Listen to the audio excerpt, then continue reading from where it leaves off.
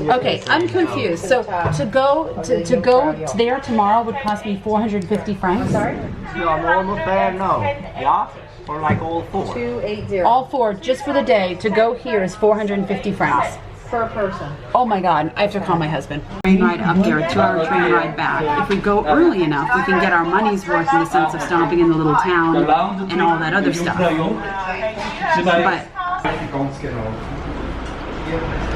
all right, so Avalon and I just booked tickets for the family to go to the tallest peak here tomorrow, and it cost us $489 US for a day trip, which is crazy. That is like our budget for 10 days. But we have been dying to check out the mountains in Switzerland, so we bit the bullet. We're gonna do it. We're just not gonna eat for the next, let's say, 6 days. Videographer does not like. So 2A. 2A. Okay, 2A.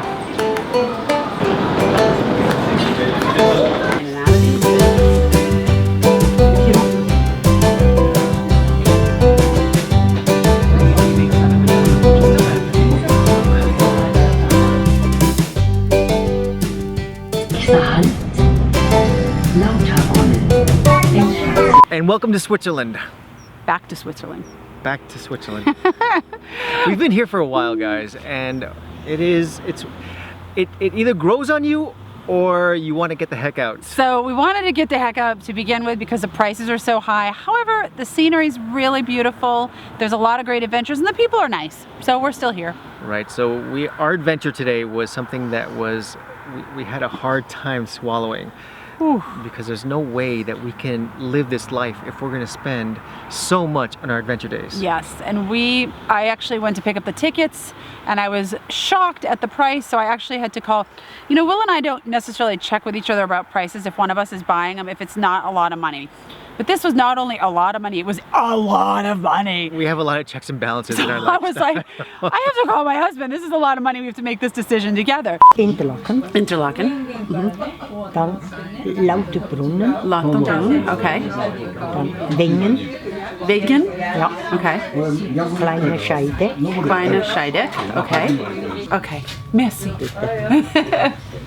So this lady helped us when we got on because she could see my eyes were like, and I had no idea what I was doing. And then I just went over to ask her how to pronounce the name of where we're going. Jungfraujoch. Is that how you do it? So the plan to get to the mountain, and I'm reading it right here, this is our schedule. Up there someplace. It's called Jungfraujoch.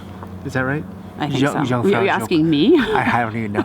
Okay, so it's 3 trains. Jungfrau. 3 trains? 2 trains? 3 trains. 3 trains. Number 1 train is from Interlaken to Lauterbrunnen. Lauterbrunnen. I don't know. Number 2 is Lauterbrunnen to Klangschligdig. And then from Klangschligdig to Jungfraujoch. Frog. Oh, I'm saying a bad word. Jungfraujoch. That's how we're getting to the top. 3 trains, 2 hours total.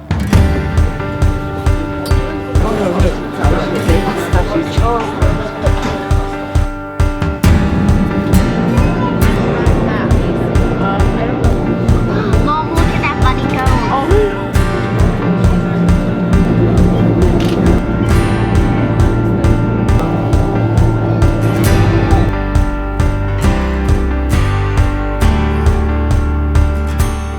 So this place is literally like a Disney ride. You take a train up all these different interconnecting lines and you eventually find your way in the final train, which takes you inside the mountain, like all the way up to 3,700 meters, something like that. And when you get out, it's amazing. You're at this lookout point, but it is so well orchestrated. And to think that they drilled into this mountain to create this lookout for, I don't even know what reason, but right now it's clearly tourism. Largo, are you warm enough? And all of this, and we're still inside. We are cold. We're at the top of Europe, and we are cold. I think I already said that. We see people walking on the snow over there, Will. Where?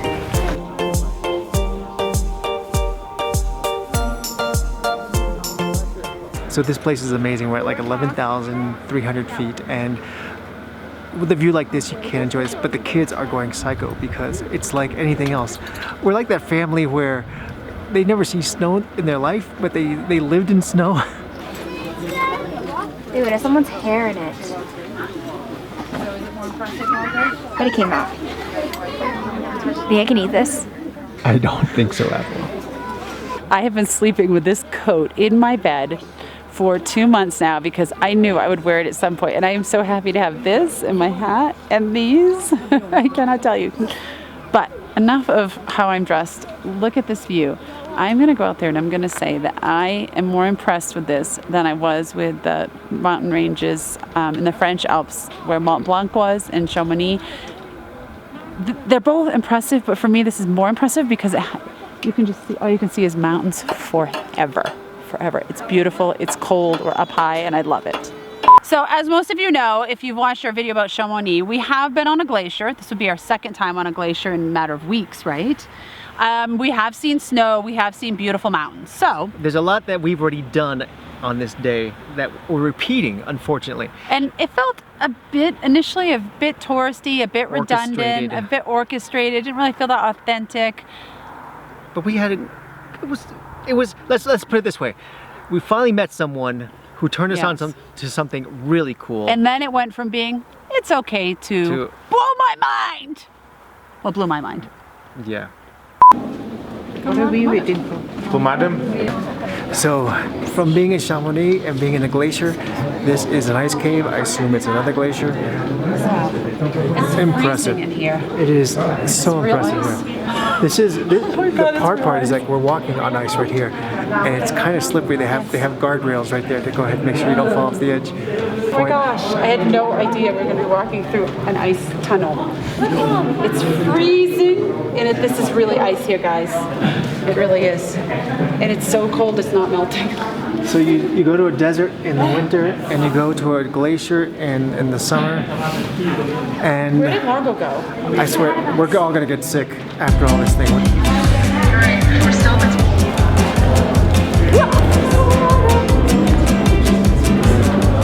We are in an ice tunnel, and it's freezing, and Avalon wants to lick everything. Hold on, I gotta get out of here. I'm getting. Why are you getting out? I gotta get out of here. I'm getting claustrophobic in here. I got my drone, my computer, and everything. I think this thing's getting smaller and smaller because I have to duck more. I hope there's a way out at the end, guys. I'm doing a very famous sport. Oh my gosh. Called ceiling licking. I can't breathe in here. Oh my god, it's getting so small. So where are we going? We're going hiking. Whatever he said. I don't know. Yeah, you should go to Mönchhütte. See, he said it. Yeah, it's a little hut around the mountains. Okay. There's like Eiger, Mönch, Jungfrau. Right now we're in between Mönch and Jungfrau. Okay. And you go on the other side of the Mönch. Okay, let's go. Let's go. Do it. Wait, he said 40 minutes there and back. We gotta convince the kids. Let's get them some chocolate. So on our adventure days, we like to push the kids a little bit to get them out of the comfort zone. We like to take them way out of their comfort zone, as at the same time that we're keeping them safe. And we thought, you know, this guy said it's a 45-minute hike. That to us, that's not taking them out of their comfort zone. You know, we were properly dressed except for our shoes, but it was a well-packed trail. It was 45 minutes hiking. I mean, they've hiked for days at a time. But the cool part was that he said only a few people do this, and so that's what really turned us on. We're like, well, we gotta do this. Maybe it is a 45-minute challenging hike if only a couple people do it. Yeah. Snowball fight. Oh my god, I'm so sorry. So this cave leads you to the outside, where it's surprisingly warmer outside than it is inside. But the sun's up and there's no wind. I can only imagine here on a cloudy, windy day, this would be miserable. Oh my gosh, you can tube here. You can tube here too. Well, what are we doing what am I doing up here with Chuck Taylors on? Yeah? So because we own nothing, Jessica has a pair of running shoes and a pair of Chuck Taylors as her only footwear that is for anything of extraneous use. I own a pair of running shoes and a pair of Keens. So therefore running shoes are on my feet right now. This would be tough in Keens.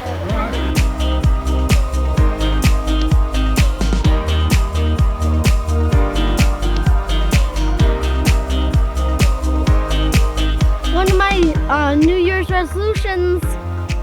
Wow, Will and I and the kids quickly realized that this 45-minute hike was gonna take us a lot longer and was a lot harder. So an hour and 20? It's funny because there were people there. I think it was closer to an hour and 30, but. Right? There were people there who were killing it. I mean, they were there with their hiking poles, they had the boots on. She was wearing Chuck Taylors, because I didn't know we were gonna hike. But it was a packed trail and we were dressed warm enough. I mean, when you say we were dressed warm enough, we were overdressed. Are you kidding me? We were taking off layers. The altitude was so high that I'm not kidding. We would go 6 feet and be like, we have to take a break. The kids were suffering pretty bad. The kids were suffering, and I kept saying, okay, remember when we hiked on the Inca Trail for 3 days and it was pouring and we were at 13,000 feet, right? A little more. A little more, and they were still like, this is so hard. You doing okay, You doing okay, Avalon? No. Think you're gonna make it to the top? No. I think we only have like 20 minutes, Avalon. I think you can do this. And look, there's an endless supply of water. Oh. Okay. Tiring. Really hard. It's not easy, is it? Never would this ever be easy. You don't have to be so dramatic. So this hike that we're on right now, it is about a 45-minute hike from, let's see if I can point to it, like right over there. Right over there somewhere. I can't even see anymore. This is not hiking like a peak, a summit like Everest or even Mont Blanc. But my goodness, this is hard. And we're all feeling the effects of it. Plus now this is like snow-packed or soft snow-pack ice, snow. And between the slipping and the sliding, we just want to get to the end. And the reward at the end is that there is supposed to be like this herb schnapps. What a waste of a trip for herb schnapps. If they told me there's like herb cheese, I'd go there. But herb schnapps? I'm having hot chocolate. What are you having, Margo? Hot chocolate, hot chocolate. Here's the interesting part about all this, is that we hate to do touristy things, but today we actually got to a location that was very touristy. And we were at the point where we're like, I just want to turn back and turn around. Until this guy, this lovely guy at the lint shop told us about this great hike. And I was like, yeah, it'll be fun. And it's really cool, you get some amazing shots. Here's what's happening. There's no amazing shots. I'm sure there are, but we're not taking them. Why? Because I'm carrying a backpack with 2 laptops and all of the computer equipment because Largo has a class that we have to get to, which by the way we're late to. And I also have my drone right here. And so all in all, I've got about like 30 pounds of gear on me. And the last thing I want to do is take a shot. Honestly, the last thing I want to do is talk to this camera. But I'll be regretting it if I don't do it. So we're doing it. Hooray for the non-touristy people. We're doing it. We've made it, guys. This is where we are. And this is where we're gonna stop for like a week. Oh my. Hot chocolate. Hot chocolate.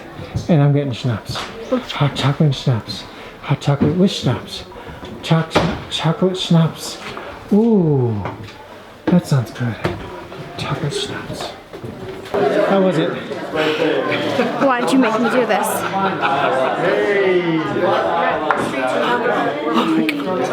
I am eating a Schwenkfenspixel. I honestly don't, oh wow. I honestly don't know what it is, and I've never heard of it before, and I can't pronounce it. Well, it's melted cheese on bread with ham and egg. 2 people coming down when we were going up said to have this when we get up here, that it was worth it. And one guy said he's been waiting 30 years to have this again. So. You gonna try it out? I'm eating soup, and I'm the happiest person alive because I'm not outside in the cold anymore. So we're at a place called Monsieur Hotel, and these are the restrooms right there. This is essentially 12,000 meters above sea level, and not meters, sorry, 12,000 feet above sea level. And look where we are. Look at this view you get. This is, well, this is not the highest we ever climbed, but it's the highest we ever climbed in Switzerland. And it's pretty darn cool. So we made it to the top, but we were really tired when we got there and we heard that it was a hostel. So I asked the lady who was running the restaurant, hey, is this a hostel? Can we spend the night? And she said, you can absolutely spend the night. So we talked over, feeling like maybe we're going to, and then she came up to me and said, however, the winds are going to be so bad tomorrow that you might not be able to leave for a couple of days. And we were like, didn't have that much of the schnapps, so we had to ditch it real fast. we did have one computer. We were like, I don't know if we could just leave our RV where we left it. So we decided, okay, we're just going to hike back down. But we were so proud of the kids. The kids did an awesome job, and this was not what we would consider super tough for them, but it was challenging because of the altitude. And Avalon the whole way up was like, oh, I'm not gonna make it, I'm not gonna make it. And I was like, Avalon, you can do it, you can do it. And she was so proud of herself. Now Avalon and I were lagging behind a bit, so how did Largo do? Largo was he a really champ. proud of himself? He took a lot of stops at the end. Yeah. You know, like anyone, so was I. I'm glad he stopped because Yeah, I needed the break too. But it's funny though, we had to go back eventually because it was getting dark, it was getting cold, and we didn't want that snowpack become a little something we could not manage for the way back. Yes. But we got the drone up and it was really cool. Check out the footage. We've made it. We've made it beyond the chalet, whose name now has been stricken from my memory because I can only remember so many consonants in a row without a vowel for so many seconds. But look at this view that we have. I cannot wait to see what other things we get to do on this trip where we don't know what's going to happen, but then all of a sudden it just mysteriously happens. Once again, the glory of not planning. So not using the drone here would be an absolute crime. And to not use it when there's no one here is just a travesty. So this is what we're doing.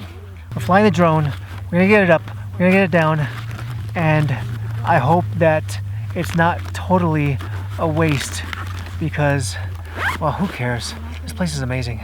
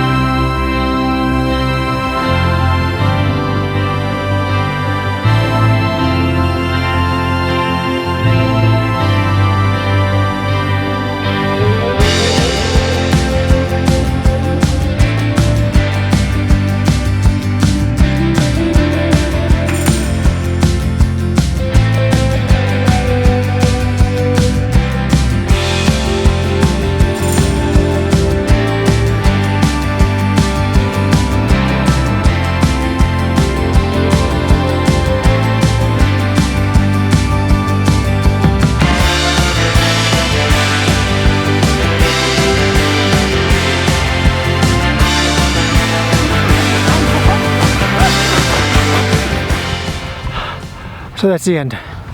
Oh, as we dribble our nose with sniffles, we survived, and it was worth it.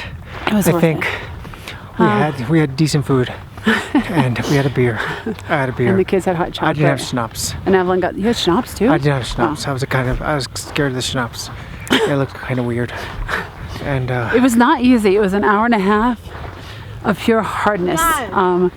But Will and I really believe in pushing the kids to do hard things. Not dangerous things, but hard, so they know what they're capable of. And then at points in their life when they need to draw on these experiences to kind of, you know, pull them through things, they have this to remember. But I'm so glad we did it. I'm so glad. I love you. Love you too. I'm gonna have a moment right now. Okay. Largo, take the bigger These are one. your rewards. I'll take the smaller one. These are your rewards. Okay, I'm gonna try and not get too emotional, but I want you both to know Pain! I am super proud of you, okay? I'm not gonna cry. This is hard. I would never push you to do anything I knew you couldn't do. And I knew you could do this, and I'm so proud of you. I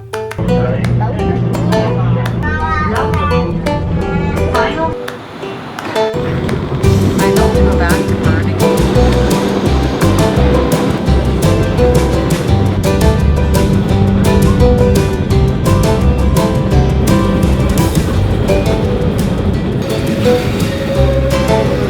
Okay, so it is late now. We're leaving town, and the rain has not really been our friend. No, it hasn't. So we're leaving this and town. we just got charged for tap water. Yeah. Ludicrous. So we're taking off. Everything's in German here, and so the radio is in German as well. So we're gonna jam out in German. See you next time on WorldTowning. Ciao. Subscribe. And watch some more, and comment, and do everything in German, and English, and French, and Italian, and Swedish, and And Norwegian. See you next time. Bye. Bye.